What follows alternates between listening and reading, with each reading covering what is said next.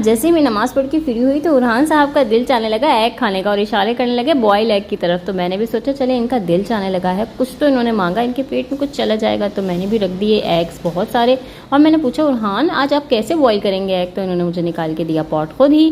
मुझे कहने लगे कि मम्मा इसमें बॉयल करते हैं। तो मैंने कहा चलें ठीक है, पानी भी खुद डालना चाह रहे थे लेकिन मैंने कहा फैल जाएगा। यहाँ आ गए थे लिटिल स्टार बड़े वाले, तो मैंने कहा चलें भाई आप भी बता दें आप खाएंगे? तो उन्होंने कहा हाँ हाँ मम्मा मैं भी खाऊंगा।